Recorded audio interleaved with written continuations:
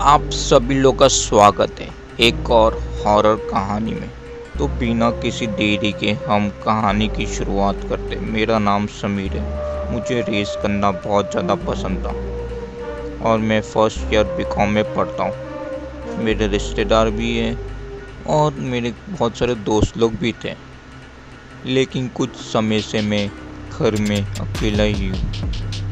ना मेरे कोई दोस्त है, ना मेरे कोई रिश्तेदार हैं और ना ही मेरी कोई फैमिली है। मैं बस घर के अंदर अकेला ही बैठा हूँ और यही सोच रहा हूँ कि कहीं वो ना आ जाए।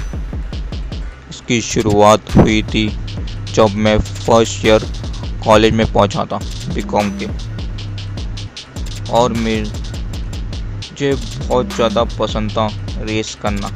तो उस वजह से मेरे बहुत सारे दोस्त भी बन गए थे कॉलेज के अंदर और अच्छे खासे दोस्त भी हो चुके थे। और फिर जब भी कभी मन करता था रेस करना तो मैं रेस भी करता था दोस्तों के साथ, और उसके बाद टाइम का पता ही नहीं चलता था कि कब टाइम बीत गया।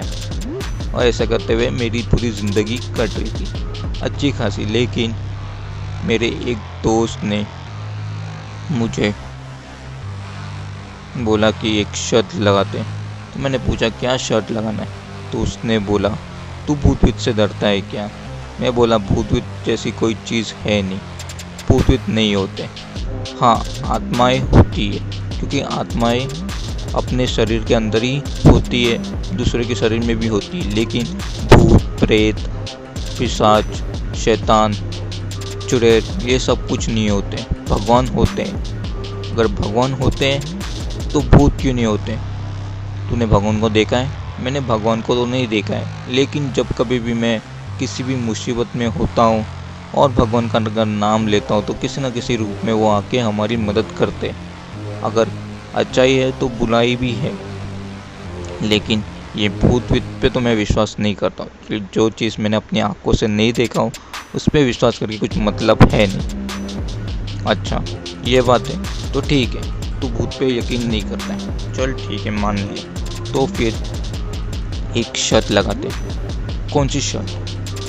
कि तू कब्रिस्तान में रात के 3 बजे जाएगा और 3 से 6 बजे तक तू उसी कब्रिस्तान में बैठेगा और वहाँ पे फ़ोटो वीटो भी खींचेगा और साथ ही साथ गाना भी सुनेगा लाउड इसमें, और परफ्यूम लगा के तू जाएगा।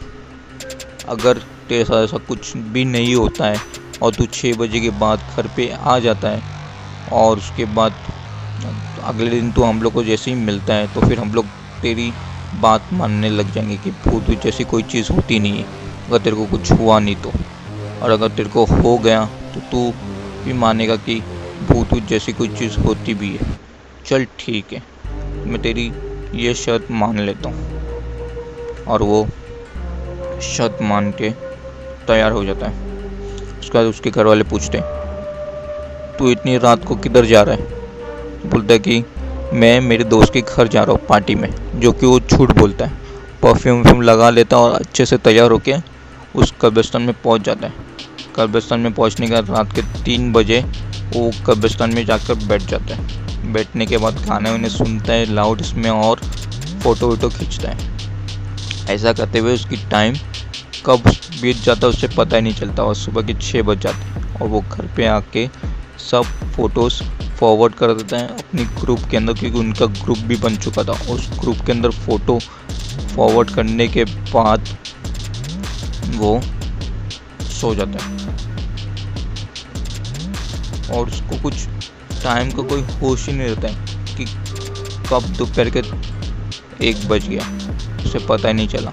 और उसके बाद उसके फ़ोन रिंग होता है और फ़ोन रिंग होने के बाद उसकी नींद खुलती है और वो जैसे ही कॉल पे बात करता है तो उसके सामने उसी का एक दोस्त फ़ोन पे बात कर रहा था जो कि रो रहा था। वो बोलता कि क्या हुआ, तू रो रहा क्यों है? उसने बोला तुझे पता नहीं है? उसने बोला नहीं, ये अपना एक दोस्त मर गया। ये सब कुछ सुन के एकदम से शॉक हो जाता है, क्योंकि उसका एक बेस्ट फ्रेंड रहता है, वही मर गया रहता है। जैसे ही फ़ोन वो नीचे रखता है उतने में उसको एक और कॉल आता है जो कि उसकी माँ का होता है। उसकी माँ उसको पूछती है, बेटा तू उठ गया, तू अभी है किधर? वो बोला कि मैं अभी घर पे ही हूँ। क्यों, क्या हुआ?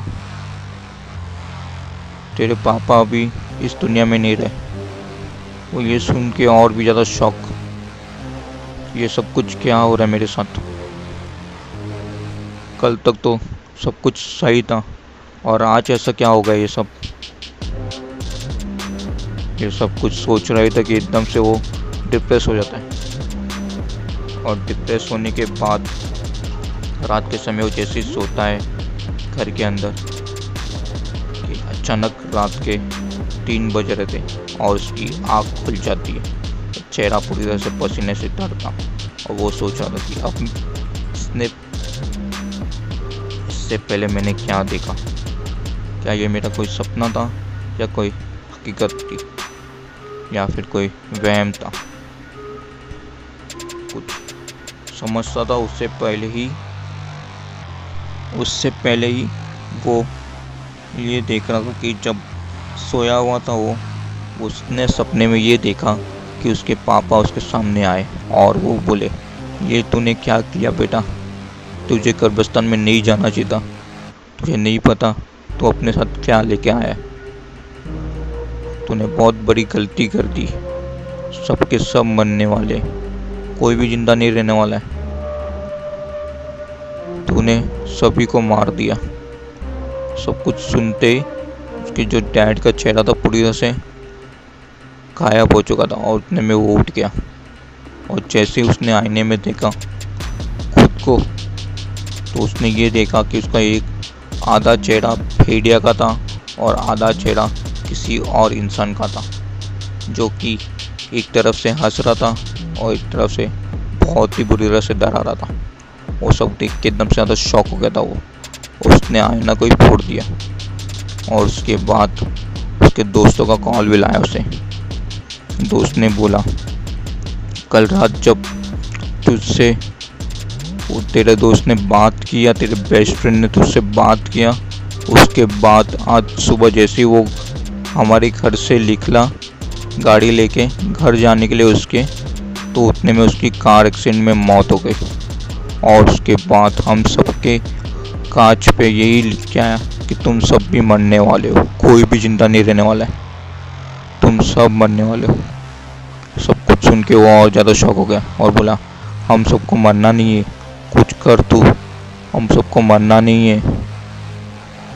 और फिर उसको याद आया कि कल रात में तो मैंने अपने पापा से बात किया था और आज ऐसा हो गया।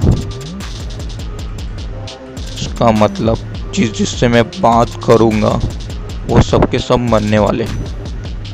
और एक और सबसे बड़ी चीज़ यही थी कि जब वो फ़ोटो खींचा उसने, और फ़ोटो खींचने के बाद जैसे ही उसने अपने दोस्तों को भेजने के बाद ही उसके दोस्त लोग ने जैसे ही वो फ़ोटो चेक किया तो फ़ोटोज़ के अंदर बहुत कुछ अलग था, क्योंकि वो अकेला ही फ़ोटो में नहीं था।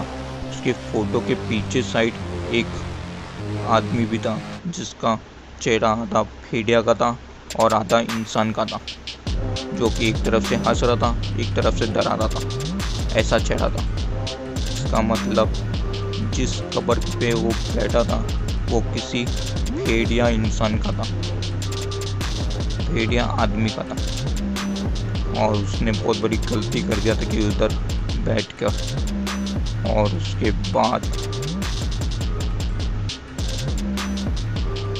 एक एक करके सबके सब मरने लगे और उसके फ्रेम बाय फ्रेम सपने आने लगे थे हर दिन कि जब वो परफ्यूम लगा के गया हुआ था, जिस कब्र के ऊपर वो बैठा था वो किसी भेड़िया इंसान का कब्र था।